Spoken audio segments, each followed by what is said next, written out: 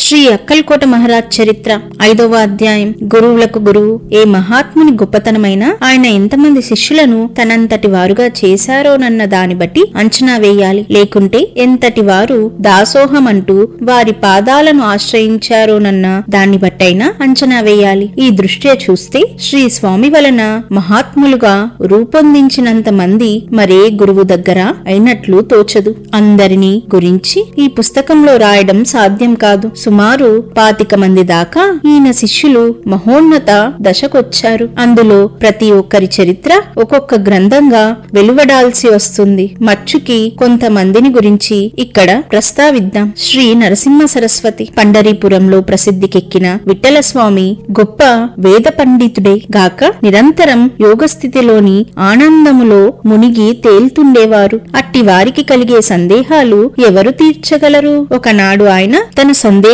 నివృత్తికని స్వామి దర్శనార్థం అక్కల్కోట బయలుదేరారు. స్వామి సర్వజ్ఞులు కదా. ఆ వార్త అందక మునుపే అక్కల్కోట స్వామి రాజుని పిలిచి తమ ఎదుట రోడ్డు మధ్యలో ఒక లేడీ చర్మాన్ని పరచమని, ఒక యోగి తమ దర్శనార్థం వస్తున్నారని చెప్పారు. మిట్ట మధ్యాహ్నపు టెండలో విఠల్ స్వామి రాజభవనానికి వచ్చి అక్కడ రోడ్డు మీద వేసిన లేడీ చర్మం మీద నిల్చొని అక్కడ నుంచే స్వామి దర్శనం చేసుకున్నారు. ఆయన ఏమీ అడగక ముందే షట్చక్రాలలో ఒక్కటైనా ఆజ్ఞ చక్రాన్ని ఎలా ఛేదించాలో వివరించే ఒక శ్లోకాన్ని స్వామి ఆయనకు చెప్పి తమ కృపాదృష్టిని ఆయన మీదకు కొన్ని నిమిషాలు ప్రసరింపచేశారు. వెంటనే ఆ యోగి సమాధిని పొంది 2 గంటల సేపు అనిర్వచనీయమైన ఆనందాన్ని అనుభవించారు. ఉన్మని అని చెప్పబడే ఉత్తమ యోగ స్థితిలో నుండి స్వామి తిరిగి మరికొంచెం సేపు విఠలస్వామికి యోగ దృష్టిని ప్రసాదించడంతో విఠలస్వామికి తిరిగి లౌకిక ప్రజ్ఞ కలిగింది. అప్పుడు స్వామి ఆ యోగిని అలందిలో ఉండమని ఆజ్ఞాపించారు. అట్లాగే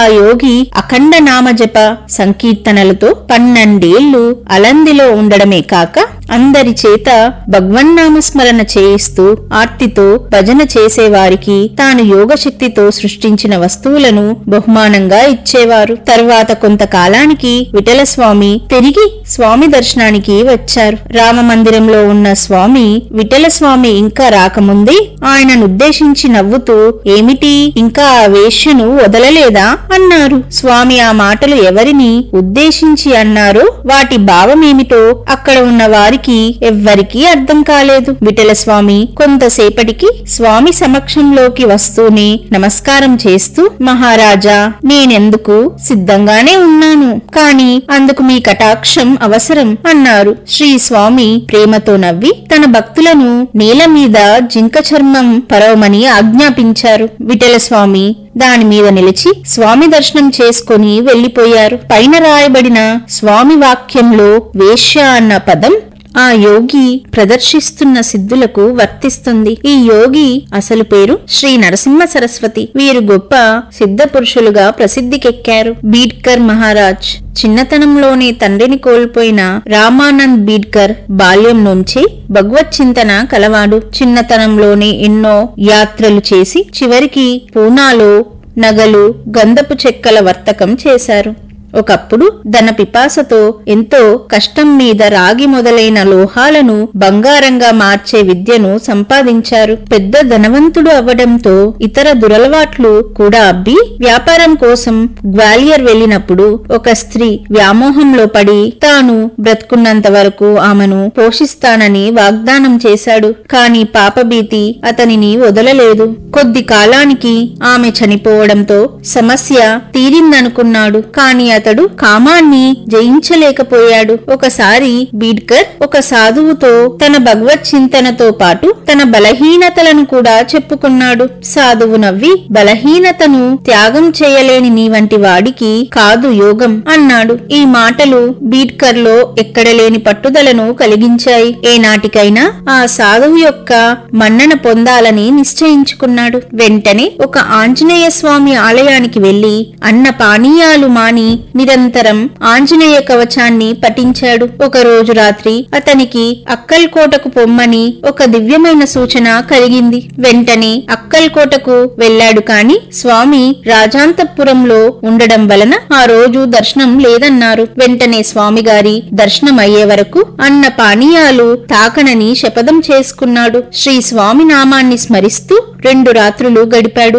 అంతవరకు అతని భక్తిని పరీక్షించిన స్వామి అకస్మాత్తుగా కోటగూడ దూకి అతనికి దర్శనమిచ్చారు. అప్పుడు స్వామి అడిగారు, ఎందుకు నమస్కరిస్తున్నావు అని. ఆధారం గట్టిగా ఉండాలి అన్నాడు బీడ్కర్. స్వామి ఒక వంక వేలు చూపుతూ అటు చూడు అన్నారు. అక్కడ కొంకిన ఒక లేడీ చర్మం వేలాడుతున్నది. తాను యోగం అభ్యసించాలని స్వామి భావన అయి ఉండవచ్చని నిర్ధారణ చేసుకోవడానికి నమస్కరిస్తూ నాకేమీ తెలియదు అన్నాడు బీడ్కర్. స్వామి ఎటువంటి అజ్ఞానం అని గర్జించి ఇష్టం వచ్చినట్లు తిట్టిపోశారు. అక్కడ ఉన్న చోలప్ప, సుందరాబాయి అనే భక్తులు నెమ్మదిగా బీడ్కర్ చెవిలో, నీవు గృహస్థువి, స్వామికి కోపం వస్తే నాశనమైపోతావు, జాగ్రత్త అని హెచ్చరించారు. బీడ్కర్ నమ్రతగా స్వామితో, మీరు నన్ను చంపినా సరే, రక్షించినా సరే మీ పాదాలని శరణు వేడుతాను. కఠోరమైన మీ తిట్లను మధురమైన ఆశీస్సులుగా స్వీకరిస్తాను అని అన్నాడు. అయినా స్వామి శాంతించక, నీవు వచ్చిన పనైంది, ఫో ఇక్కడ నుండి అని గద్దించారు. నివ్వెరబోయి నిల్చున్న బీడ్కర్ కి స్వామి యోగ దృష్టితో శక్తిపాతము చేశారు. ఆ శక్తి వాహినికి తట్టుకోలేక బీడ్కర్ శరీరమంతా జలధరించింది. స్వామికి సాష్టాంగపడి బీడ్కర్ సంతోషంగా పూణే వెళ్లిపోయాడు. అతడి ప్రయత్నం ఏమీ లేకనే అతని మనస్సు సర్వకాల సర్వవస్థలలోనూ జ్ఞాన వైరాగ్యాలతో నిండి అంతర్ముఖమై అహర్నిశలు నిరంతర జపంలో లగ్నమైంది. ఇక్కడ మనం గమనించవలసినది ఒక రహస్యమున్నది. షిరిడీ సాయిబాబా లాగాని స్వామి కూడా తరచూ భక్తులను తిట్టరాని తిట్లు తిట్టేవారు. ఒకప్పుడు సన్నిహితుడైన ఒక భక్తుడు కారణం అడిగినప్పుడు శ్రీ సాయి రహస్యాన్ని బయటపెట్టారు. అవి తిట్లు కావు, ఆశీర్వచనాలు అని. అట్లానే బీడ్కర్ ని ఫో ఇక్కడ్నించి అని స్వామి గద్దించినప్పుడు వెళ్లకొట్టింది బీడ్కర్లోని అజ్ఞానాన్ని. సాయి ఒకప్పుడు తన భక్తుడి శరీరంలోని విషాన్ని అదే విధంగా బయటకు వెళ్లగొట్టడం ఆయన చరిత్రలో చూడవచ్చు. ఒక మాఘ పూర్ణిమ నాడు బీడ్కర్ స్వామిని దర్శించాడు. అప్పుడు స్వామి అన్నారు, ఈ మామిడికాయ సగం పండింది, పూర్తిగా పండినప్పుడు పని పూర్తి అవుతుంది అని. ఆ తర్వాత 3 సంవత్సరాలకు బీడ్కర్ తిరిగి స్వామిని దర్శించి స్వామి ఉపదేశం ఇచ్చే వరకు ఆయన సేవలో ఉండాలని నిశ్చయించుకున్నాడు. ఒక రోజు అతడు స్వామి పాదాలెంతసేపు ఒత్తినా ఆయన చాలు అనలేదు. రాత్రంతా అలానే గడిచింది. స్వామి అతని భక్తిని పరీక్షించదల్చారు కాబోలు. తెల్లవారుజామున ఒక నాగుపాము స్వామి పాదాల మధ్యకు వచ్చి పడగెత్తి బుస కొడుతూ బీడ్కర్ కు ఎదురుగా నిల్చున్నది. బీడ్కర్ చలించలేదు. పైగా ఇలా అనుకున్నాడు, స్వామి సేవ చేస్తూ చనిపోవడం కూడా అదృష్టమే. అకస్మాత్తుగా స్వామి లేచి కోపంతో, నీవు మొండి రాక్షసుడివి అంటూ గట్టిగా చెంప మీద కొట్టి, మొండివాడా ఫో బయటికి అని అరచారు. ఆనంద పారవశ్యంతో బీడ్కర్ స్పృహ లేకుండా పడిపోయాడు. భక్తులు అతన్ని పక్క గదిలోకి తీసుకుపోయారు. మర్నాడు స్పృహ వచ్చేటప్పటికి బీడ్కర్ ఆనందంతో తనకు కలిగినది సమాధి అవస్థ అని గుర్తించాడు. తిరిగి అతడు స్వామిని దర్శించినప్పుడు ఆయన అన్నారు, నేనేమైనా నీ పెద్దలకు రుణపడ్డానా? నా సేవ చేసుకుంటుండు. మహాత్ముల పరిభాషలో ఈ మాటలకు వచ్చిన పని పూర్తయిందని, 1000 మందికి భోజనం పెట్టించమని అర్థమట. బీడ్కర్ వెంటనే పూణే వెళ్లి 1000 రూపాయలకు సెంట్లు కొని తిరిగి అక్కల్కోటకు గుర్రం మీద బయలుదేరాడు. దారిలో గుర్రం బెదరి సీసాలు పగిలి అతనికి పెద్ద నష్టం కలిగించింది. అయినా చివరికి ఎలాగో స్వామికి మాత్రం భోజనం పెట్టాడు. తర్వాత స్వామి నవ్వుతూ, నీవు నాకు అన్నం పెట్టావు గాని దక్షిణ ఇంకా ఇవ్వలేదు. గురుదక్షిణ ఎంతిస్తావు? తగినంత ఇవ్వగలవా అన్నారు. బీడ్కర్ నమస్కరించి, మీరు ఆజ్ఞాపించినంత అన్నాడు. స్వామి అతనికేసి సందేహించినట్లుగా చూచి, ఇవ్వలేవు అన్నారు. కాని బీడ్కర్ ముమ్మారు స్వామి చేతిని తాకుతూ ఇస్తానని వాగ్దానం చేశాడు. అయితే నాకు దక్షిణగా బంగారం చేయడం మానాలి అని. స్వామి అటువంటి కోరిక కోరుతారని కలలో కూడా ఊహించని బీడ్కర్ నిర్ఘాంతపోయాడు. స్వామి చిరునవ్వు నవ్వారు. బీడ్కర్ ఆ విద్యను వదిలివేయడానికి గట్టిగా నిర్ణయించుకున్నాడు. మరొకసారి బీడ్కర్ గురుదర్శనార్థం వచ్చినప్పుడు స్వామి అతనిని తమ దర్శనానికి ఇక ముందు రావద్దని నర్మదా నది ప్రదక్షిణం చేయమని ఆజ్ఞాపించారు. ఆజ్ఞానుసారం నర్మదా ప్రదక్షిణకు వెళ్లిన బీడ్కర్ దారిలో పెద్ద పులుల వలన పాముల వలన అనేక ప్రమాదాలకు గురి అయ్యాడు. కాని స్వామి కృప అతనిని రక్షిస్తూనే ఉన్నది. ప్రదక్షిణ పూర్తి అయ్యే సమయానికి నర్మదా నది దేవతా రూపంలో అతనికి దర్శనమిచ్చింది. అంతేకాక ఆమె శ్రీ వాసుదేవానంద సరస్వతి, శ్రీ స్వామి సచ్చిదానంద వంటి మహాత్ములను బీడ్కర్ కు దర్శనము ఇవ్వమని ఆజ్ఞాపించింది. చివరికి మహేశ్వర్ అనే క్షేత్రానికి వెళ్తుండగా శ్రీ అక్కకోట స్వామి నిర్యాణం చెందారన్న వార్త విని బీడ్కర్ పసిపిల్లవాడిలాగా శోకించాడు. ఆ రాత్రే స్వామి స్వప్నంలో కనిపించి నేను చనిపోలేదు, నేను జీవించే ఉన్నాను అని హెచ్చరించారు. దీర్ఘంగా యాత్రలు చేశాక చివరకు పూణే దగ్గర మఠాన్ని స్థాపించి బీడ్కర్ మహారాజుగా ప్రసిద్ధికెక్కి అనేక మందిని ఉద్ధరించి ఏప్రిల్ 4, 1913న నిర్యాణం చెందారు. శ్రీ సీతారాం మహారాజ్ గొప్ప యోగిగా జీవన్ముక్తుడుగా పేరు పొందిన శ్రీ సీతారాం మహారాజ్ మొదట సతారా నివాసి అయిన బాపురావ్ వినాయక్ సుబేదారు కొడుకు. సీతారాం సవతి తల్లి పెట్టిన కష్టాలను తప్పుకొనేందుకు తన 12వ ఏట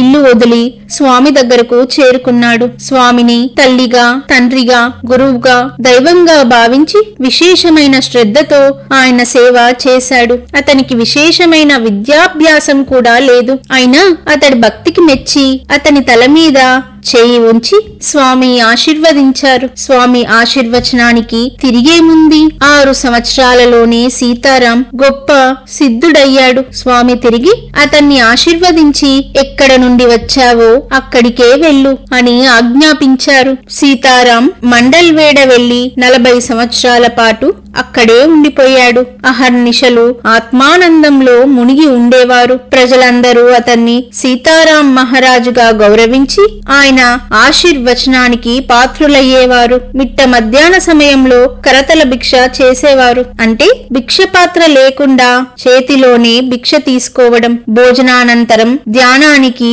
శ్మశానానికి వెళ్లేవారు. ఆయన అందరికీ చేసే ఉపదేశం ఒక్కటే, నిరంతరం నామం స్మరించండి, పాండిత్యం కోసం పాకులాడవద్దు, పరమేశ్వరుణ్ణి సర్వత్రా చూడండి అని. ఆయనకు తన నిర్యాణ దినం గురించి చాలా ముందే తెలుసు. ఇంకా నిర్యాణ దినం 15 రోజులు ఉండనగా తన భక్తులతో చెప్పారు, మీ పిచ్చి సీతారాం ఇక వెళ్లిపోతాడు అని. పండరీపురానికి 9 మైళ్ల దూరంలో ఉన్న కరడి అనే గ్రామం వద్ద ఆయన సమాధి చేయబడ్డారు. యవన్ ఔలియా. ఔలియా అంటే అరబీలో యోగి, సిద్ధ పురుషుడు అని అర్థం. మైందర్గి అనే ఊర్లో గొప్ప ఔలియాగా ప్రసిద్ధికెక్కిన యవన్ ఔలియా అసలు పేరు జామాదర్. అతను మైందర్గిలో జైళ్లలో ఖైదీల మీద పర్యవేక్షుడుగా పనిచేసేవారు. ఖైదీల చేత ఆరు బయట పని చేయించి సాయంత్రం అయ్యేసరికి తిరిగి వాళ్లను ఖైదులో బంధించడం అతని కర్తవ్యం. ఒక రోజు ఒక ఖైదీ తప్పించుకుపోయాడు. త్వరలో ఉద్యోగం నుంచి రిటైర్ కానున్న జమాదర్ అంతవరకు ఏ కలంకము లేకుండా వచ్చిన అతని ఉద్యోగానికి తీరని కలంకం ఏర్పడుతుందేమోనని భయపడ్డాడు. దారితోచక మనోవ్యధ ఎక్కువైనప్పుడు శ్రీ స్వామి నామాన్ని నిరంతరం స్మరించడం మొదలుపెట్టి ఆ ఖైదీ తిరిగి వచ్చినట్లయితే తన ఉద్యోగాన్ని విడిచి స్వామి పాదసేవలో తన జీవిత శేషాన్ని గడుపుతానని ప్రమాణం చేసుకున్నాడు. మరుసటి ఉదయం ఒక కానిస్టేబుల్ గుర్రం మీద వెడుతూ తప్పించుకుపోయిన ఖైదీని ఒక కాలువ దగ్గర చూచి పట్టుకున్నాడు. జడ్జి ముందర జరిపిన విచారణలో తన నేరాన్ని ఒప్పుకుంటూ తాను ఎలా పట్టుబడినది ఆ ఖైదీ ఇలా చెప్పాడు, నేను మొదట పారిపోయి కాలువలో దాక్కున్నాను. అక్కడ నుండి పారిపోదామనుకున్నప్పుడు ఒక సన్యాసి కనిపించి నన్ను బెదిరించి అక్కడే ఉంచాడు. అందుకని పారిపోలేకపోయాను అని తన ప్రార్థనను తక్షణం మన్నించిన స్వామి కృపకు జమాదర్ కళ్ళ వెంట ఆనంద బాష్పాలు కారాయి. తక్షణమే ఉద్యోగం విడిచి స్వామివారి సేవలో నిమగ్నుడయ్యాడు. కొద్ది రోజుల తర్వాత ఒక రోజు స్వామి తన చెక్క పాదుకలు అతని మీదకు విసిరి తిరిగి ఇంటికి పొమ్మని గద్దించారు. ఆ పాదుకలను ప్రసాదంగా తీసుకొని స్వామి ఆజ్ఞ ప్రకారం జమాదర్ ఇంటికి వెళ్లాడు. నిత్యము అతను ఆ పాదుకలకు పూజ చేయడం సాటి ముసల్మానులెవ్వరికీ ఇష్టం లేకపోయింది. అతనిని ఇంట్లో నుంచి కూడా వెళ్లగొట్టారు. అయినా ఓర్పుతో వేరొక చోట తన పూజ సాగిస్తూనే ఉన్నాడు. స్వామి కరుణ వలన అతనికి అన్నం ఎప్పుడూ దొరకకపోవడం జరగలేదు. కష్టాలు కోరికలు తీర్చమని వచ్చిన ప్రజలకు శ్రీ స్వామి విభూతిని ఆయన పాదాల క్రింద మట్టిగాని ఇచ్చేవాడు. ఆ ప్రసాదం రామబాణంలాగా పనిచేసింది కాబోలు. అతన్నందరూ ఒక సిద్ధ పురుషుడుగా పరిగణించారు. అప్పటి నుంచి ఆయన మహారాజ్ పీర్ సాహెబ్ అని పిలువబడేవారు. జాతి కుల మత విచక్షణ లేకుండా ప్రజలందరూ రకరకాల కానుకలతో ఆయనను దర్శించేవారు. పాదుకలను పూజిస్తుంటే సహించని బందుకోటి అంతా కానుకలు చూచి తిరిగి ఆయన దగ్గర చేరాలని చూచారు. కాని ఆయన వాళ్లను లక్ష్య పెట్టక మైండ్ దర్గీలో ప్రత్యేకమైన ఒక మందిరాన్ని కట్టించి అందులో స్వామివారి పాదుకలు పెట్టించి వాటికి పెద్ద ఉత్సవాలు జరిపేవారు.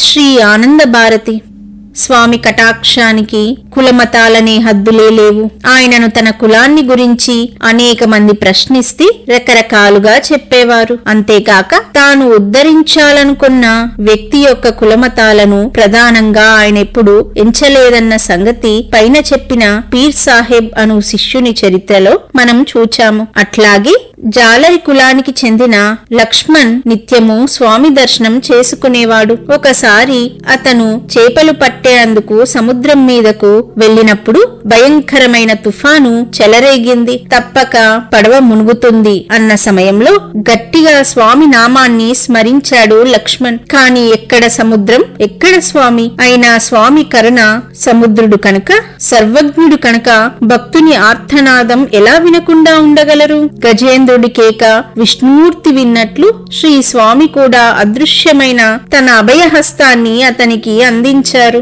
సరిగ్గా సమయానికి చోళప్ప ఇంట్లో స్వామి చదరంగం ఆడుతున్నారు. ఆడుతున్న వారల్లా అకస్మాత్తుగా లేచి నిలబడి లక్ష్మణ్ మునుగుతున్నాడు, లక్ష్మణ్ మునిగిపోతున్నాడు అని అరచి మునిగిపోతున్న మనిషిని పైకి లాగినట్టు అభినయించారు. ఏమీ అర్థం కాక ఆయన కేసి చూస్తూ ఉన్న భక్తులందరికీ ఆశ్చర్యం కలిగించిన విషయం ఏమిటంటే స్వామి చేతి నుండి కొన్ని నిమిషాల పాటు ఉప్పు నీరు బొట్లు బొట్లుగా కారింది. 8 రోజుల తర్వాత లక్ష్మణ్ స్వామిని దర్శించి ఏడుస్తూ ఆయన పాదాలపై పడి ఇలా అన్నాడు: మీరే నన్ను కాపాడకుంటే నేను చనిపోయేవాణ్ణి. ఈ క్షణం నుంచి ఈ శరీరం నాది కాదు, మీకే అర్పిస్తున్నాను. ఈ సంసారంలో ఇక ఉండను అని స్వామి చిరునవ్వుతో మౌనంగా ఉండిపోయారు. లక్ష్మణ్ అన్న మాట చెల్లించుకున్నాడు. తన జీవిత కాలమంతా అకల్కోటలోనే గడిపాడు. శ్రీ ఆనంద మహారాజ్ వీరు పూర్వాశ్రమంలో ఆయుర్వేద వైద్యులకు అవసరమయ్యే మూలికలను అమ్ముతుండేవారు. ఒక వైద్యుని దగ్గర స్వామిని గురించి విని దర్శనానికి అక్కల్కోట వచ్చారు. అక్కడ ఒక పెద్ద మర్రి చెట్టు కింద కూర్చొని ఆయన చెరువులో కాళ్ళు కడుక్కున్నారు. ఇంతలో ఒక చిన్న మర్రి కొమ్మ విరిగి నెత్తిన పడడంతో ఆయన పైకి చూచారు. అక్కడ స్వామి దర్శనమిచ్చి ఆశీర్వచనంగా తన హస్తాన్ని భక్తుని శిరస్సు మీద ఉంచారు. తక్షణమే భక్తుని హృదయంలో తీవ్రమైన వైరాగ్యం చెలరేగింది. 6 సంవత్సరాల పాటు దిగంబరావస్థలో అక్కల్కోటలోనే ఉండిపోయారు. ఆయన తరచూ స్వామి సమక్షంలో భజనలు చేస్తూ కీర్తనలు పాడుతుండేవారు. ఒక రోజు స్వామి తన నోట్లో అంచి పంచలోహాలతో చేయబడిన 2 పాదుకలను తీసిచ్చి ఆ దిగంబర స్వామిని వేరొక చోటికి వెళ్లి మఠం స్థాపించమని ఆజ్ఞాపించారు. ఆ పాదుకలు 6 అంగుళం కంటే తక్కువ ప్రమాణంలో ఉన్న స్వామి పాదాలలో ఉన్న రేఖలన్నీ యథాతథంగా వాటి మీద ముద్రించబడి ఉండడం ఆశ్చర్యకరం. ఈ దిగంబర స్వామి శ్రీ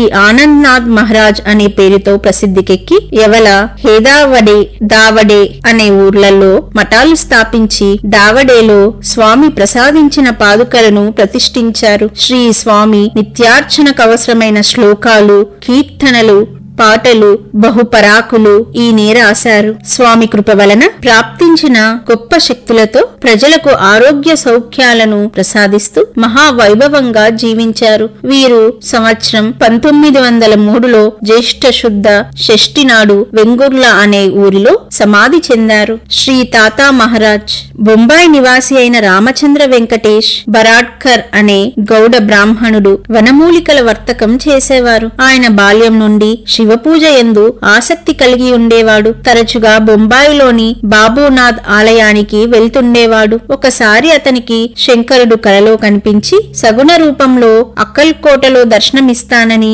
అతన్ని అక్కడికి రమ్మని చెప్పారు. కొంతకాలానికి అతడు అక్కల్కోటకు వచ్చినప్పుడు స్వామి ఆ కల గురించి ప్రస్తావించడమే కాక ప్రత్యక్షంగా శంకరుని రూపంలో దర్శనమిచ్చారు. ఆ రూపాన్ని చూచి రామచంద్రుడు భయంతో వణికిపోయాడు. విశ్వరూపాన్ని చూచి భయపడిన అర్జునునికి మరుక్షణమే సౌమ్య రూపంలో దర్శనమిచ్చారు. కృష్ణుడిలాగా స్వామి కూడా ఈ భక్తుడికి విష్ణువుగాను బ్రహ్మగాను కూడా దర్శనమిచ్చారు. అప్పుడు రామచంద్రుడు స్వామి పాదాల మీద పడి, స్వామి, నాకు భయంకరమైన ఈశ్వర దర్శనం వద్దు, యతి రూపంలో దర్శనమివ్వవలసింది అని ప్రార్థించాడు. స్వామి తదేకంగా అతని కేసి చూస్తూ, దర్శించే అందుకేముంది, నేనే నీలోకి వచ్చేస్తాను అంటూ అతని హృదయాన్ని తాకారు. తక్షణమే ఆ భక్తుడు సమాధి స్థితి పొందారు. సమాధి స్థితితో పాటు శ్రీ స్వామి కటాక్షం వలన సర్వసిద్ధులను పొందిన ఈ భక్తుడు శ్రీ తాతా మహారాజ్ గా ప్రసిద్ధికెక్కి తన శక్తితో తన భక్తుల కోరికలను తీరుస్తూ రోగాలు నివారిస్తూ అనేక మందిని పరమార్థం వైపు నడిపించారు. తన భక్తుల రోగాలు నివారించడంలో తాతా మహారాజ్ ఒక వినూత్నమైన పద్ధతిని అవలంబించారు. రోగి చేత నుంచి తీర్థాన్ని స్వీకరించి దాని ద్వారా రోగాన్ని హరించేవారు. శ్రీ స్వామి నిర్యాణం చెందిన తర్వాత కూడా శ్రీ తాతా మహారాజ్ తన భక్తులతో తన గురువును గురించి ఇలా పలికేవారు. స్వామి ఇప్పటికీ ఈ లోకంలో జీవించి ఉన్నారు, నేనాయనను చూపగలను అని. బాలకృష్ణ బువా సూరత్కర్ బాల్యంలో స్వామి భక్తులైనప్పటికీ దయానందుని ఉపన్యాసాలు వినడం వలన యవ్వనంలో ఆ భక్తిని పూర్తిగా కోల్పోయాడు. ఒకసారి తాతా మహారాజ్ బాలకృష్ణ బువాకు శ్రీ స్వామి శక్తిని గూర్చి చెప్పడమే గాక ప్రత్యక్షంగా 8 రోజుల పాటు సమాధి స్థితి అనుభవింపజేశారు. శ్రీ రంగోలీ మహారాజ్ కోల్వాపూర్ రాజుగారి ఆస్థానంలో పనిచేసే ఒక విశ్వ బ్రాహ్మణ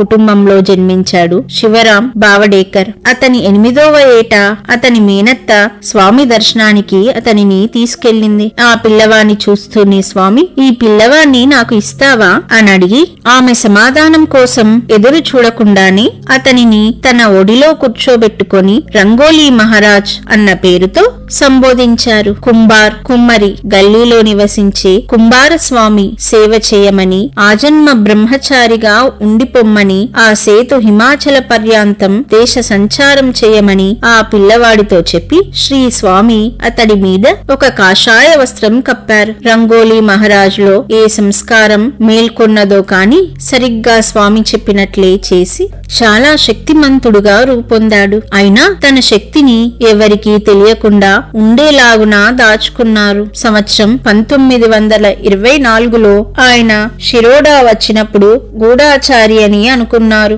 ఆయన ప్రభువస్ గోంకర్ అనే వర్తకుడి బట్టల దుకాణంలో ఉండేవారు. అధికంగా టీ, బీడీలు త్రాగేవారు. అయినా అందుకు అవసరమయ్యే డబ్బు మాత్రం ఎవరిని అడిగి తీసుకునేవారు కాదు. రంగోలీ మహారాజ్ కు ఒక వింతైన అలవాటుండేది. బీడీ త్రాగాక దానిని ఆర్పకుండా అవతల పారేసేవారు. ఒకసారి ఆ వర్తకుడు ఆయనను అలా చెయ్యవద్దని వారించాడు. దానికి రంగోలీ మహారాజ్ ఇలా సమాధానం చెప్పారు. రామా, ఆంజనేయుడు నిన్ను మంచి దెబ్బ కొడతాడని నీ అంగడి లేకుండా పోతుందని తెలుసుకో. ఆయన అన్నట్టుగాని ఒక్క సంవత్సరంలో ఆ వర్తకుడు వ్యాపారంలో దివాలా తీశాడు. రంగోలీ బాబా ఈశ్వర భావం ఉట్టిపడేట్లు చాలా అందంగా రంగోలీతో ముగ్గులు వేసేవారు. ఆయన వేసిన రంగోలిని ప్రజలంతా మంత్రముగ్ధులై చూస్తుండేవారు. సంవత్సరం 1941 ప్రాంతంలో వీరు సిద్ధి పొందినట్లు తెలుస్తుంది గాని ఆయన సమాధి ఎక్కడా లేదు. శ్రీ బాలప్ప మహారాజ్ శ్రీ అక్కల్కోట స్వామివారి శిష్యులందరిలోనూ ఆయనకు ప్రతి బింబం అనిపించుకున్న శిష్యుడు శ్రీ బాలప్ప మహారాజ్ ధార్వాడ జిల్లాలోని హవేరి వాస్తవ్యుడు యజుర్వేద బ్రాహ్మణుడు అయిన బాలప్ప పూర్వక్షమంలో నగల వర్తకం వడ్డీ వ్యాపారము చేసి గొప్ప ధనికుడై 30 సంవత్సరములు వరకు సుఖ సంతోషాలతో మునిగి తేలాడు. అకస్మాత్తుగా ఏ పరివర్తన కలిగిందో కాని తన 30వ ఏట బాలప్ప అన్ని విడిచి సద్గురువును అన్వేషించుకుంటూ బయలుదేరాడు. శివుడి అవతారంగా కొలవబడిన శ్రీ చిదంబర దీక్షిత్ గారి సమాధి మర్గుడ్లో ఉన్నది. బాలప్ప అక్కడ 3 రాత్రులు గడిపి గాన్గాపూర్ చేరాడు. అక్కడ పొద్దటి నుంచి సాయంత్రం వరకు తీవ్రమైన అనుష్ఠానం చేసి ఆ తర్వాత 5 ఇల్లు దగ్గర తెచ్చుకున్న భిక్షాన్నాన్ని నదిలో కడిగి కేవలం ప్రాణం నిలిచి ఉండడం కోసం తినేవాడు. నిద్ర మాత్రం గాన్గాపూర్లో చేసి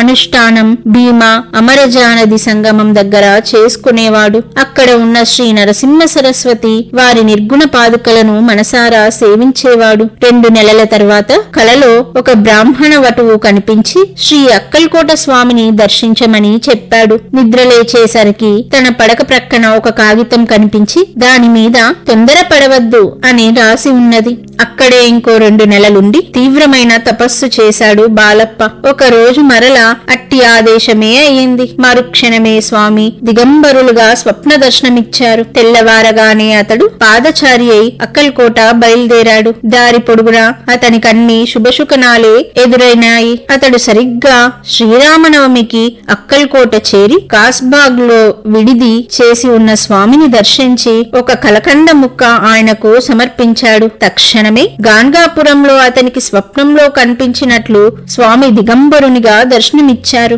ఒళ్ళు తెలియని పారవశ్యంతో అతడు స్వామి పాదాలను గట్టిగా పట్టుకున్నాడు. అతనికి సద్గురువు లభించారు. స్వామిని దర్శించి అతడు మురళీధరుని ఆలయంలో బస చేశాడు. ఆ తర్వాత స్వామి 8 రోజులు రాజభవనంలో ఉన్నారు. అందులో ప్రవేశించడానికి వీలు లేకపోయింది. స్వామి వారి ఎడబాటును సహించలేని బాలప్ప వారి దర్శనానికై ఆ 8 రోజులు తపస్సు చేశాడు. 8వ రోజున స్వామి అతనిని రాజభవనంలోకి పిలిపించారు. అతడు సమర్పించిన ఖర్జూరపు పండ్లు ప్రసాదంగా స్వామి అందరికీ పంచారు. కాని అతనికి మాత్రం ఇవ్వలేదు. అందుకతడు మొదట బాధపడ్డాడు. కాని తర్వాత స్వామి తన సేవలో ఉంచుకొనదలిచిన వారికి మాత్రమే ప్రసాదం ఇవ్వరని తెలిసి ఆనందించాడు. స్వామి ఉమ్మి వేసుకునే పాత్రను కడగడంతో బాలప్ప స్వామి సేవ చేయడం ప్రారంభించాడు. పోను పోను వంట చేయడానికి స్వామికి అన్నం పెట్టడానికి కూడా అతనికి అవకాశం కలిగింది. అతడు ఎట్టి సేవను హీనమని తలచక సర్వ విధాలా ఆయనను సేవించాడు. ఏమాత్రం లోపం జరిగినా స్వామి అతనిని తీవ్రంగా మందలించేవారు. అతనికి లభించిన అదృష్టానికి అసూయ చెందిన సుందరాబాయి అతని గూర్చి ఎన్నో రీతుల దుష్ప్రచారం చేసి అతనిని బాధించేది. స్వామి ఆమెను దండించలేదని కూడా బాధపడక తన ప్రారబ్ధాన్ని ఆ రీతిన స్వామి తీసివేస్తున్నారని గుర్తించి మరింత సంతోషంగా ఆయనను సేవించేవాడు. ఒకరోజు స్వామి అందరికీ ఖర్జూరపు కాయలు పంచేటప్పుడు మొదట బాలప్పకివ్వలేదు. కాని కాసేపటికి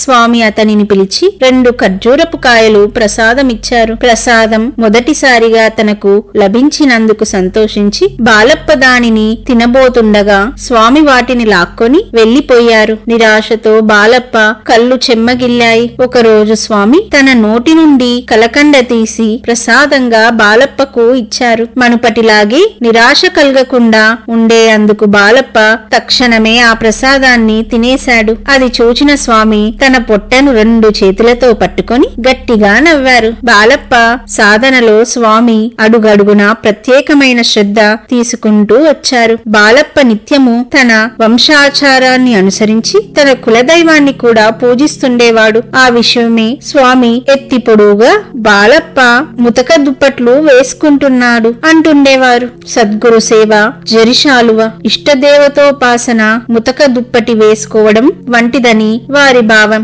శ్రీ సాయిబాబా కూడా తమ నుండి బోధను కోరుకోవడం జారిశాలువ వంటిది. మానవ మాతృలైన ఇతరుల నుండి కోరడం చింకి గుడ్డలను అపహరించడం వంటిదని ఒక భక్తుని మందలించారు. ఇది స్వామి సాయి దత్త సంప్రదాయము. సద్గురువే సకల దేవతలని గదా శ్రీ గురుగీత గాని సాయిబాబా కాని చెప్పింది. అలానే ఒక రోజు అమిత ఆచారవంతుడైన బాలప్పను ఒక శుద్రుని ఇంటి నుండి మంచినీరు తెమ్మన్నారు స్వామి. అప్పుడే స్నానం చేసి వేసి మడికట్టుకుని పూజకు సిద్ధమవుతున్న బాలప్ప మనస్సు కలత చెందింది. వెంటనే స్వామి గద్దించి, భగవంతుని దృష్టిలో అందరూ సమానులే, నీరు తీసుకురా ఫో అన్నారు. ఒకనాటి చోలప్పకు ధ్యానంలో మనసు నిలవక ఒకదాని తర్వాత మరొకటి చాలా సందేహాలు తలెత్తుతున్నాయి. స్వామి అతని వీపు మీద ఒక దెబ్బ కొట్టారు. నాటి నుండి అతని సందేహాలన్నీ తీరిపోయినాయి గాని వీపు మీద స్వామి వేళ్లు అచ్చుతేలాయి. స్వామి నిర్యాణం చెందే సమయం దగ్గరకు వచ్చిన రోజు స్వామి బాలప్పను దగ్గరకు పిలిచి ఒక తులసీమాలను ఇచ్చారు. స్వామి సమర్థ అన్న నామం ముద్రించిన బంగారు ఉంగరాన్ని స్వయంగా అతని వ్రేలికి తొడిగారు. తర్వాత బాలప్ప శిరస్సు మీద తమ చేతి నుంచి, నా రాజముద్రిక నీకిస్తున్నాను, దీని వలన నీకెప్పుడు ద్వారాలు తెరిచే ఉంటాయి, నా అధికారాన్ని నా శక్తులను యావత్తూ నీకిచ్చేస్తున్నాను, నా కార్యం నిర్విఘ్నంగా కొనసాగించగలుగుతావు అన్నారు. ఆ తర్వాత అతనిని అలింగనం చేసుకున్నారు. తన మెడలోని రుద్రాక్షమాలను అతని మెడలో వేశారు. తన చొక్కా ఒక దానిని అతనికి స్వయంగా తొడిగి ఒక కౌపీనాన్ని కూడా ఇచ్చారు. ఒక జెండాను ఇచ్చి తమ నోట్లో నుంచి వెడలగ్రక్కిన ఆత్మ పాదుకలను ఇచ్చి వాటిని మఠంలో ప్రతిష్ఠించమని చెప్పారు. అంతేకాక అతనిని ఔదుంబర వృక్ష నీడలో ఉండమని, అక్కడే మఠాన్ని స్థాపించమని చెప్పారు. బాలప్ప అనుష్ఠానానికి యోగ్యమైన స్థలాన్ని వెతుక్కుంటుండగా శ్రీ ఆంజనేయ స్వామి ప్రత్యక్షమై అందుకు యోగ్యమైన స్థలాన్ని తామే చూపించారు. స్వామి ఆజ్ఞానుసారం అతడు ఒక మఠాన్ని స్థాపించి అక్కడే స్వామి పాదుకలను ప్రతిష్ఠించి అక్కడే తపస్సు చేసుకున్నాడు. స్వామి సమాధి అయిన తర్వాత 32 సంవత్సరాల వరకు అనేక మందిని సన్మార్గంలో నడిపిస్తూ దైవ కార్యం కొనసాగించి సిద్ధి పొందాడు. అదే నేటి ప్రఖ్యాతమైన బాలప్ప మఠం. శ్రీ స్వామిసుత బొంబాయి మున్సిపాలిటీలో పనిచేసే ధనికుడు గోవిందరావు సంవత్సరం 1868లో ఒక వంట బ్రాహ్మణుని తీసుకొని గాన్గాపురం వెళ్లాడు. అక్కడ శ్రీ దత్తమూర్తికి సేవ చేశాడు. ఒకరోజు స్వప్నంలో శ్రీ దత్తమూర్తి కనిపించి, నా అసలైన రూపం అక్కల్కోటలో ఉన్నది, అక్కడికి వెళ్ళు అని చెప్పారు. వెంటనే వారిద్దరూ అక్కల్కోటకు వచ్చారు. నిత్యం బ్రాహ్మణుడు వండిన నివేదన గోవిందరావు స్వామికి సమర్పిస్తుండేవాడు. ఒకరోజు స్వామి అన్నారు, ఊరు బయటకు వెళ్లి ఈ నివేదన అక్కడ మసీదులో ఉన్న ఫకీరుకు కుక్కకు పెట్టు. స్వామి చెప్పినట్టే మసీదులో ఒక ఫకీరు కుక్క ఉన్నారు. వారిద్దరూ తినగా గిన్నెలో కొంచెం పాయసం గారెముక్క మిగిలాయి. స్వామి వాటిని ప్రసాదంగా తీసుకోమని చెప్పినప్పటికీ గోవిందరావు వెనుకాడాడు. స్వామి కోపంతో అన్నారు, నీ భక్తి ఇంకా పరిపూర్ణం కాలేదు, ఇక్కడ ఉండి ఈ పాదుకలను సేవ చేస్తూ ఉండు అని. అయితే వంట బ్రాహ్మణుడేమీ వెనుకాడకుండా ఆ ప్రసాదాన్ని తీసుకున్నాడు. స్వామి అతని భక్తికి మెచ్చి అతన్ని బొంబాయి వెళ్లమని, అక్కడ 10,000 రూపాయలు దొరుకుతాయని చెప్పారు. ఆ ఆశ్చర్యానికి సంతోషానికి తట్టుకోలేక వెంటనే బొంబాయి వెళ్లి పిచ్చివాడిలాగా డబ్బు కోసం చెత్త కుప్పలో వెతకడం ప్రారంభించాడు ఆ బ్రాహ్మణుడు. స్వామి మాట మీద అంద విశ్వాసం తప్ప మరేమి ఆ బ్రాహ్మణుడు ఎరుగడు. ఒక రోజు ఉదయం ఒక ఇంటి ప్రక్కన అతడు చెత్త కుప్ప దగ్గర నిల్చొని ఉండగా ఆ ఇల్లాలు అతనిని పిలిచి 100 రూపాయల నోట్ల కట్ట చేతికిచ్చింది. తరువాత అతనికి తెలిసింది ఆమె ఇచ్చినది గుప్తదానమని. మహారాష్ట్ర దేశంలో ఇంట్లో ఎవరైనా చనిపోయినప్పుడు గుప్తదానం ఇవ్వడం ఆచారం. ఆమె భర్త చనిపోయిన సందర్భంగా ఆ దానాన్ని మరుసటి ఉదయం ఇంటి ముందు మొదటగా ఎవరు కనపడితే వాళ్ళకిస్తామనుకొన్నదిట. తర్వాత లెక్క పెట్టుకుంటే అది సరిగ్గా 10,000 ఈ విశేషం వినిన లక్ష్మణ పండితుడనే వర్తకుడు తనకున్న రుణమంతా 8 నెలలలో తీరినట్లయితే స్వామి దర్శనం చేసుకుంటానని మొక్కుకున్నాడు. వెంటనే ధరలు పెరిగి 2,000 రూపాయలు లాభం వచ్చి అప్పులన్నీ తీరిపోయాయి. వెంటనే అతను స్వామి దర్శనానికి వెళ్లాడు. మున్సిపాలిటీలో పనిచేసే హరిబాబు అనే భక్తుడు లక్ష్మణ్ విషయంలో స్వామి కరుణ అమోఘంగా పనిచేయడం చూచి అతను కూడా దర్శనానికి వచ్చాడు. వంట బ్రాహ్మణుడు, హరిబాబు, లక్ష్మణ్లు ముగ్గురు స్వామి దర్శనానికి వచ్చారు. స్వామి లక్ష్మణ్ కేసి కేసి చూసి నవ్వుతూ, వ్యాపారంలో నష్టమొచ్చింది, మ్రొక్కితే లాభమొచ్చింది అని, పొండి దొంగ వెదవల్లారా అని కేకలేశారు. ఆశ్చర్యం! ఆ మాట వినిన ముగ్గురు సమాధి స్థితిని పొందారు. హరిబావుకు స్వామిని దర్శించాలన్న కోరిక తీవ్రమైంది. వెంటనే సర్వాన్ని త్యజించి స్వామికి వెండి పాదుకలు చేయించి తిరిగి అక్కల్కోట చేరారు. స్వామి నిలబడి ఆ పాదుకలు తీసుకొని 2 వారాలు తొడుక్కున్నారు. చాలా మంది స్వామి సేవకులు వారి వద్ద నుండి ఆ పాదుకలను తీసుకోవడానికి ఎంతో ప్రయత్నించారు. కాని ఆయన, అవి నా ఆత్మలింగం, వాటిని నేనెవ్వరికీ ఇవ్వను అని 15వ రోజున స్వామి హరిబావును పిలిచి, తక్కిన పనులన్నీ మానేయి, నా బిడ్డ వైపు సముద్ర తీరాన ఒక మఠాన్ని స్థాపించి ధర్మ పతాకం ఎగురవేయి అని బావు చేత 3 సార్లు గుంజీలు తీయించి పాదుకలను మరొకసారి తన చేతులతోనూ కాళ్లతోనూ తాకి వాటిని హరిబావుకిచ్చి మఠంలో స్థాపించమన్నారు. ఇక్కడింకొక చిన్న విషయాన్ని స్మరించాలి. అంతకు ముందు రాత్రి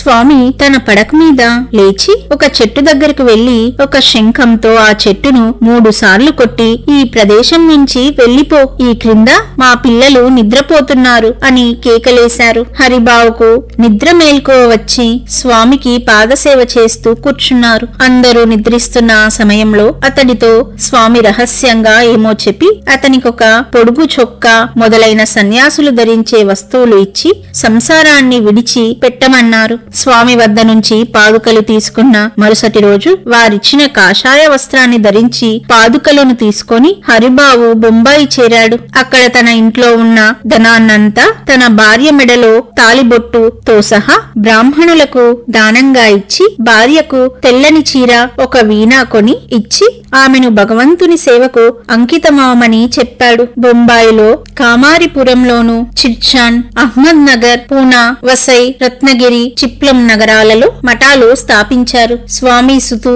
డైన హరిబావు సంవత్సరానికి 3 తడవలు స్వామి దర్శనానికి అక్కల్కోట వచ్చేవాడు. ఒక రోజు రాత్రి మురళీధరుని ఆలయంలో స్వామి సుతుడు అనుష్ఠానం చేసుకుంటున్న సమయంలో ద్వారకానాథ్ అనే వకీలు శ్రీ అక్కల్కోట మహారాజును దర్శించి ఆయనకు హారతిచ్చారు. అంతవరకు నిద్రపోతున్న స్వామి అకస్మాత్తుగా నిద్రలేచి, నా హనుమంతుణ్ణి చీకట్లో వదిలి కోరికలు కోరాడని ఇక్కడకు వచ్చావు, అతని సంగతి చూడు అన్నారు. లాయర్కేమీ అర్థం కాలేదు. అప్పుడు స్వామి సేవకులొకరు ఆయనను మురళీధరుని ఆలయానికి తీసుకుపోయారు. అక్కడ చీకట్లో అనుష్ఠానం చేస్తున్న స్వామి సుతుణ్ణి చూచి ఆయనే స్వామి చెప్పిన హనుమంతుడని గ్రహించి ఆ రోజు నుండి స్వామి దర్శనానికి వెళ్లే ముందు అక్కడొక దీపం పెట్టేవాడు. 3-4 సంవత్సరాల తరువాత మరొకసారి స్వామిని దర్శించినప్పుడు స్వామి ఆయనతో చెప్పారు, తాము త్వరలో అవతారం చాలించబోతున్నామని,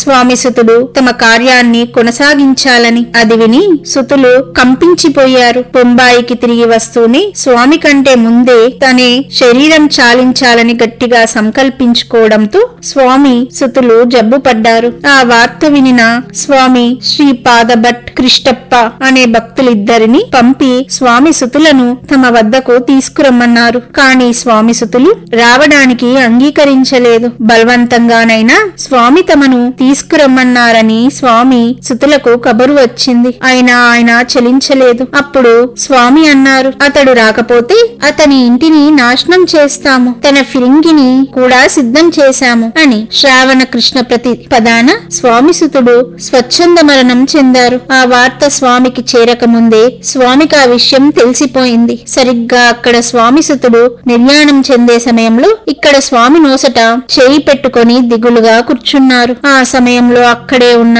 స్వామి సుతుల తల్లి కక్కుబాయి శోకిస్తుంటే ఆమెతో స్వామి, బాధపడకు, అతడు నీకెట్ల బిడ్డో నాకు అట్లని, నేను నీ బిడ్డని, అతన్ని నేను గొప్ప స్థితిలోకి పంపించాను, నా మాట నమ్ము అన్నారు. ఈ సంఘటన జరిగిన తర్వాత స్వామి తరచు నెమలి నెమలి అని కేకలు పెట్టేవారు. అక్కల్కోట రాజు ఒక నెమలిని తెప్పించారు, కాని స్వామి దానికేసి చూడరైనా చూడలేదు. కక్కుబాయితో స్వామి తమకొక పాదరసం ముద్ద కావాలన్నారు. కాని ఆయన మాటలెవ్వరికీ అర్థం కాలేదు. బొంబాయిలో స్వామిసుతుల మఠానికి అధిపతిగా ఎవరి నుంచాలి అని అడగడానికి స్వామిసుతుల భక్తుడొచ్చాడు. స్వామి ఏమీ చెప్పలేదు. కొద్ది రోజులలో కక్కుబాయి గారి చిన్న కొడుకు బాబు తన తల్లిని చూడడానికి అక్కల్కోట వచ్చాడు. అతని వయస్సు 8 సంవత్సరాలు. అతని తల్లితో కూడా బాబు స్వామి దర్శనానికి వచ్చినప్పుడు స్వామి తమ ముఖం గోడ వైపుకు తిప్పుకొని నవ్వడం మొదలు పెట్టారు. స్వామి తన భక్తునితో బాబుని బొంబాయికి తీసుకెళ్లి స్వామిసుతుల మఠానికి అధిపతిని చేయమని చెప్పారు. తన రెండవ కొడుకు కూడా సన్యాసి అవుతున్నందుకు కక్కుబాయి బాధపడింది. కాని స్వామి తన నిర్ణయాన్ని మార్చుకోలేదు. బొంబాయి చేరిన తర్వాత బాబు కూడా దీక్ష తీసుకోవడానికి అంగీకరించలేదు. ఆ వార్త వినిన స్వామి ఈ పులి చర్మం తీసుకెళ్లి అతనిని దీని మీద నిల్చోపెట్టి ఈ మాల అతని మెడలో వేసి ఈ పాదుకలు అతని తల మీద పెట్టండి అని ఆజ్ఞాపిస్తూ ఒక పులి చర్మము, మాల, పాదుకలు ఇచ్చారు.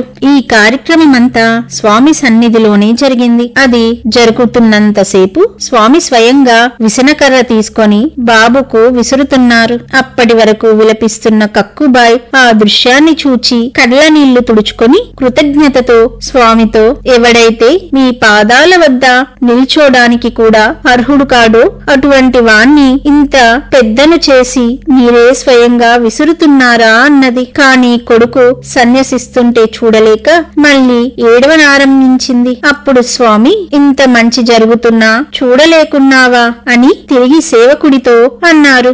ఏడిస్తే ఆమెను బయటకు తీసుకుపోయి సంకెళ్లు వేసి తాళం పెట్టండి అని. అందర్నీ ఆశ్చర్యపరిచిన విశేషమేమిటంటే స్వామివారి పాదుకలు అతని తలను స్పర్శించిన మరుక్షణమే బాబు మనసు పూర్తిగా మారిపోయి తక్షణమే స్వామి పక్షం పలకడం మొదలుపెట్టాడు. అసలు హిందూ శాస్త్రాలు చెప్పిన బ్రహ్మోపదేశమన్నా, క్రైస్తవులు చెప్పిన బాప్టిజం అన్నా, ఉపదేశమన్నా నిజమైన అర్థమిదే. అంత పరిపూర్ణమైన మార్పు రాకపోతే అది రెండవ జన్మ ఎలా అవుతుంది? కక్కుబాయి ఏడుస్తూ తలను గోడకేసి కొట్టుకున్నది. తల పగిలి నెత్తురు కారింది. కాని స్వామి చలించలేదు. నా నిర్ణయంలో కొంచెం కూడా మార్పు ఉండదు. ఒకసారి పాషాణం మీద శాసనం చెక్కిన తర్వాత ఒక పంక్తిని కూడా మార్చడం ఎవరి తరము కాదు అన్నారు. స్వామి ఆ తర్వాత బాబును ఒడిలో కూర్చోబెట్టుకొని యోగ దృష్టితో అతని కేసి చూస్తూ ప్రేమగా తలని మురుతూ అతనితో ఇలా అన్నారు. స్వామి, కక్కుబాయి నీకు తల్లి కాదు, నీవామె కొడుకువు కాదు, నీవు స్వయంగా నాకు చెందుతావు. ఆ తరువాత అతనిని ఆశీర్వదించి సచ్చిదానంద స్వామి కుమార్ అని అతనికి నామకరణం చేసి స్వామిసుతుల మఠానికి అధిపతిని చేశారు. శ్రీ బ్రహ్మచారి వామనబువ అహ్మద్ నగర్ జిల్లాలోని వాంచోలి వాస్తవ్యుడైన వామనబువ బాల్యం నుండి దత్తాత్రేయుని భక్తుడు. ఎన్ని ఉద్యోగాలు మార్చినా, ఎందరు సాధువులను దర్శించినా అతనికి మనశ్శాంతి కలుగలేదు. ఒకసారి పూనాలో ఒక సాధువు అతనితో, సద్గురువు కటాక్షం లేకపోతే జీవితమే వ్యర్థం అన్నాడు. మీరెవరైనా సద్గురువును దర్శించారా అని ఇతను అడుగగా, అక్కల్కోటకు వెళ్ళు, అక్కడ మానవ రూపంలో సాక్షాత్తు దత్తమూర్తి ఉన్నారు అని ఆ బ్రహ్మచారి చెప్పాడు.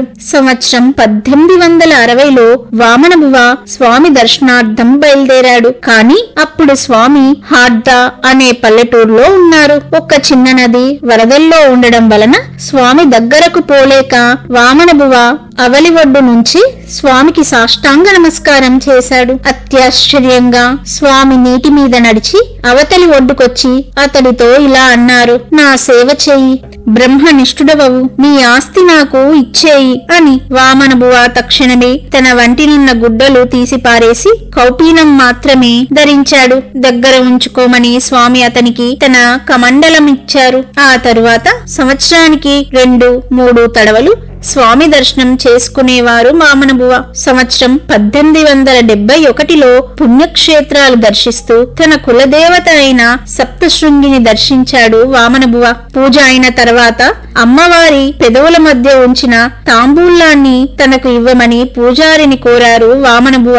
కాని పూజారందుకు ఒప్పుకోలేదు. వామనబువ అమ్మవారికి నమస్కరించి మనసులో, తల్లి నీ కటాక్షం మా వంశం మీద ఉన్నట్టయితే ఆ తాంబూలం నాకు రావాలి అని ప్రార్థించాడు. తక్షణమే ఆ తాంబూలం అతని చేతుల్లో పడడంతో పూజారితో పాటు భక్తులందరూ ఆశ్చర్యపోయారు. తరువాత వామనబువ గోదావరి జలాన్ని తీసుకువెళ్లి పండరీలో శ్రీ పాండురంగని పాదాలకు అభిషేకం చేశాడు. ఆ సమయంలో పాండురంగని స్థలంలో శ్రీ అక్కల్కోట స్వామి అతనికి కనిపించారు. తిరిగి అతను స్వామిని అక్కల్కోటలో దర్శించినప్పుడు స్వామి అన్నారు, నీవు సప్తశృంగి వెళ్లి అక్కడ గోల చేస్తుంటే నేను వచ్చి నీకు తాంబూలం ఇవ్వవలసి వచ్చింది. పండరీలో గంగా కూడా అందుకున్నాను. ఎంత కాల్చినా కుండల్లో పచ్చి పోలేదు. అక్కడికి ఇక్కడికి పరుగెత్తాక ఒక్క చోట స్థిరంగా పరమానందంలో మునిగి ఉండు అన్నారు. అంతటితో స్వామి సాక్షాత్తు దత్తమూర్తేనని వామనబువాకు పూర్తి నమ్మకం కలిగింది. ఆయన సన్నిధిలో చాలా కాలం ఉన్నాడు. సంవత్సరం 1876లో వామనబువ ఆరోగ్యం చెడిపోయింది. దగ్గు, విరేచనాలు, మొలలు మొదలైన వ్యాధులు ఒక్కసారిగా ప్రకోపించి ఎన్ని మందులిచ్చినా తగ్గలేదు.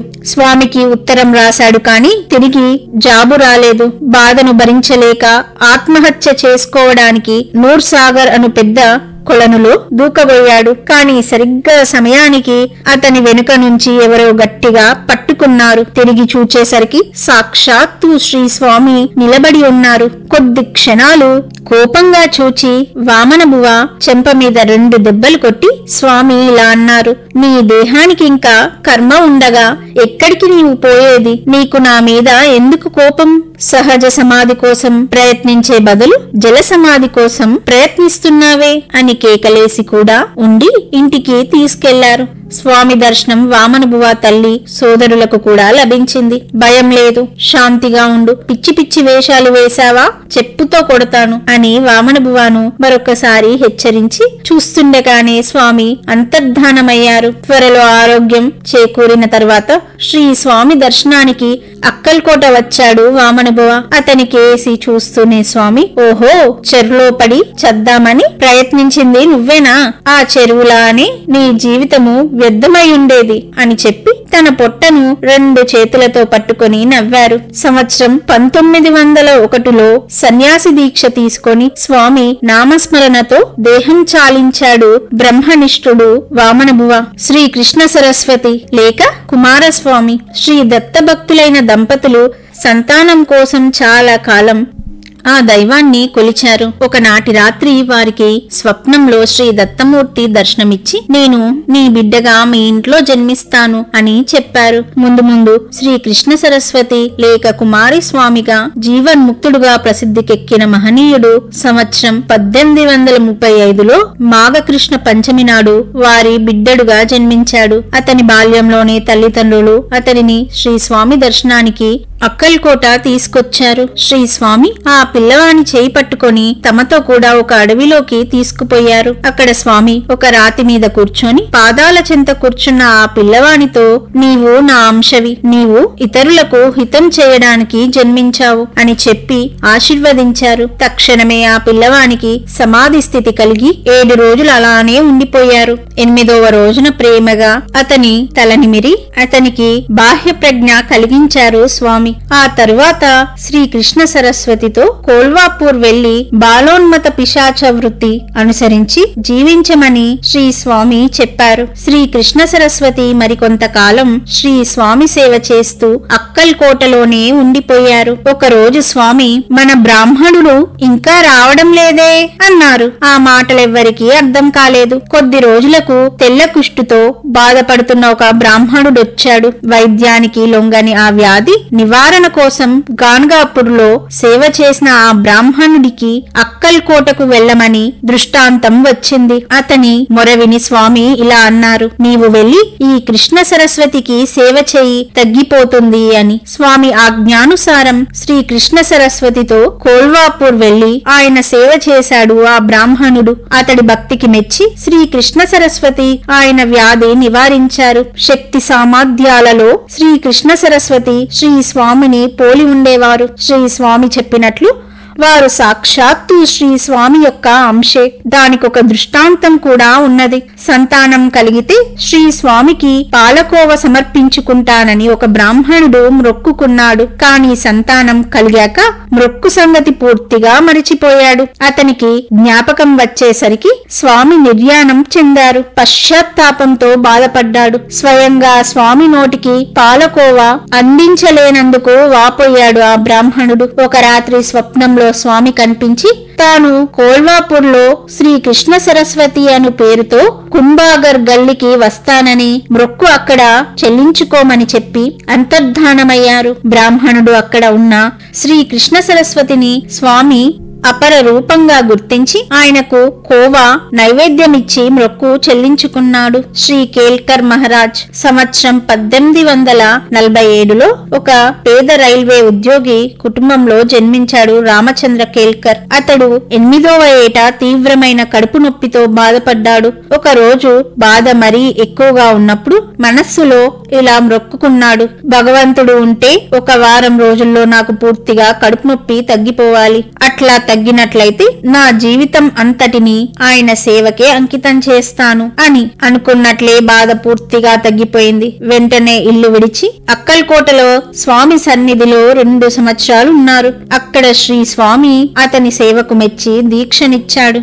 ఆ తరువాత బొంబాయి తిరిగి వచ్చి స్వామి సుతుల సేవలో కేల్కర్ 4 మాసాలు గడిపాడు. సంవత్సరం 1873లో బ్రహ్మచారి బువ చెలువరాతి పాదుకలను చిప్లుం తీసుకొచ్చి అక్కడొక స్కూలు మాస్టర్తో వాటి మనిషి వచ్చే వరకు వాటిని పూజిస్తుండమని చెప్పారు. త్రికాలాజ్ఞులైన బ్రహ్మచారి బువ వాటి మనిషి అని చెప్పింది కేల్కర్ గురించి. సరిగ్గా అదే సమయానికి స్వామి సుతులు కేల్కర్ ను చిప్లుం పంపారు. కేల్కర్ చిప్లుం రాబోయే ముందు ఆయనకు స్వామి చిన్న వెండి పాదుకలు దండము ప్రసాదించి ప్రతి గురువారము భిక్ష చేయమని, దాని వలన యావత్ జీవితము కొరతంటూ ఉండదని చెప్పి ఒక జోలీ కూడా ఇచ్చాడు. కేల్కర్ కు స్వామి శ్రీ ప్రభునంద్ స్వామి కుమార్ అని పేరు పెట్టారు. ఈ పాదుకలు దండము ఇప్పటికీ ఉన్నాయి. వీరి వంశంలో గురువారం నాడు భిక్ష చేయడం ఇప్పటికీ ఆచారం. శ్రీ స్వామి నిర్యాణం చెందిన వార్త కేల్కర్ వినగానే దుఃఖం పట్టలేక ప్రాయోపవేశం ఆరంభించాడు. 3వ రోజున స్వామి కలలో కనిపించి, నేను జీవించే ఉన్నాను, నా కార్యం నిర్వహిస్తూనే ఉన్నాను, ప్రాయోపవేశం చెయ్యవద్దు అని చెప్పారు. ఒక వింతైన యోగి. మైందర్గిలో ఒక విచిత్రమైన కుటుంబం ఉండేది. అదేమి అదృష్టమో కాని ఆ కుటుంబంలోని వారంతా పిచ్చివారే. కొంతకాలానికి ఒకడు తప్ప ఆ కుటుంబంలోని వారంతా కాలగర్భంలో కలిసిపోయారు. స్వామి భక్తుడొకడు ఆ ఊరివాడు ఆ పిచ్చివాడి పరిస్థితి చూచి జాలిపడి అతన్ని స్వామి దర్శనానికి తీసుకెళ్లి అతడి పిచ్చి తగ్గించమని స్వామిని ప్రార్థించాడు. స్వామి ఏమి జవాబు చెప్పక కొద్దిసేపు అతడి కేసి చూస్తుండిపోయారు. సుమారు 15 రోజుల వరకు ఆ పిచ్చివాడు స్వామి సన్నిధిలోనే ఉన్నాడు. 16వ రోజున స్వామి అతన్ని తిరిగి మైందర్గి పంపించి వేశాడు. కొద్ది రోజుల తర్వాత ఆ పిచ్చివానిలో వచ్చిన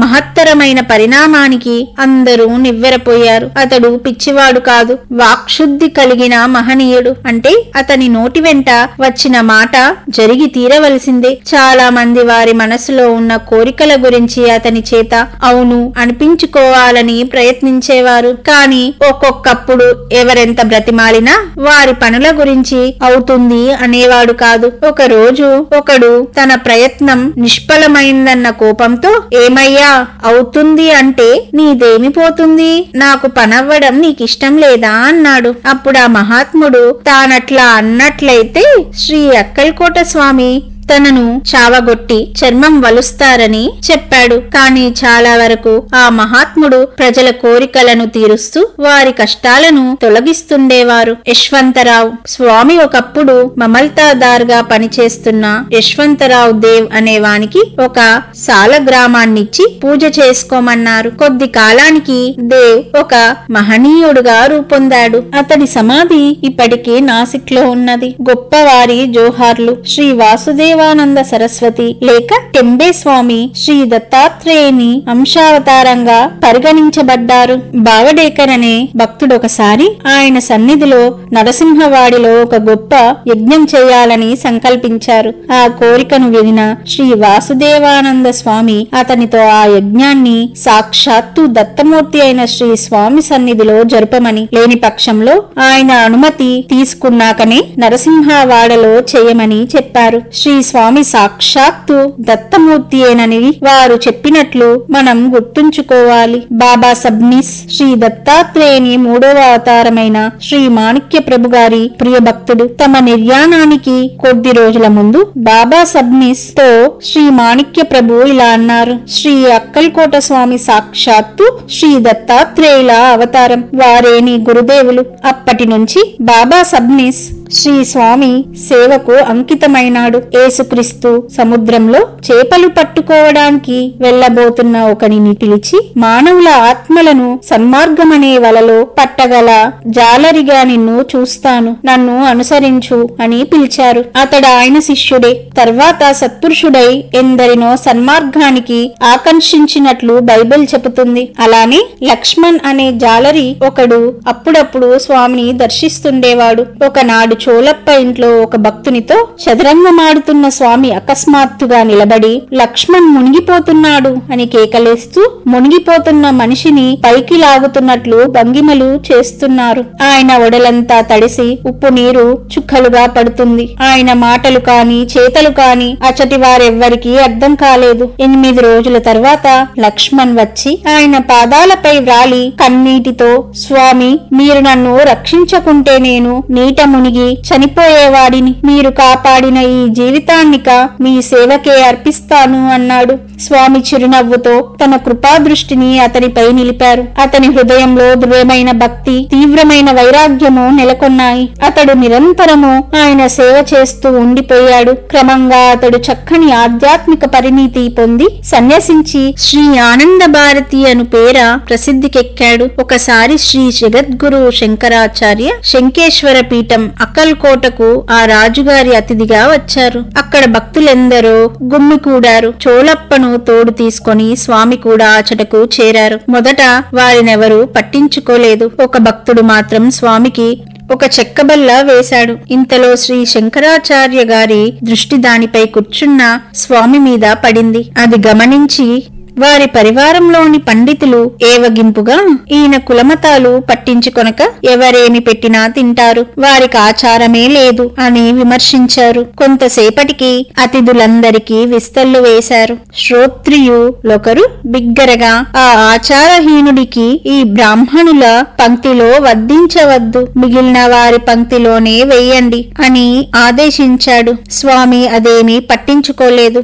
అందరూ భోజనాలకు కూర్చున్నారు. వడ్డనలయ్యాయి కాని 1-2 ముద్దల కంటే ఎవ్వరూ భోజనం నోట్లో పెట్టుకోలేకపోయారు. వండిన పదార్థాలన్నీ దుర్భరంగా దుర్వాసన కొడుతున్నాయి. భక్తులు, సేవకులు, అచటి శ్రోత్రియులు అందరూ ఆందోళన చెందసాగారు. వారిలో ప్రముఖులు వెళ్లి శ్రీ శంకరాచార్యులతో విన్నవించుకున్నారు. వెంటనే వారు వచ్చి స్వామి సమర్థులకు నమస్కరించి వారిని ఆదరంగా తమ సహపంక్తిని కూర్చోపెట్టుకున్నారు. చిత్రం, వంటకాలు ఎట్టి దుర్గంధము లేక స్వచ్ఛంగా ఉన్నాయి. అందరూ తృప్తిగా భుజించారు. స్వామి నిర్యాణమైన తర్వాతి 10 సంవత్సరాలకు శ్రీ శంకరాచార్య వారి సమాధిని దర్శించి పూజించి తాము రచించిన స్తోత్రం స్వామికి సమర్పించారు.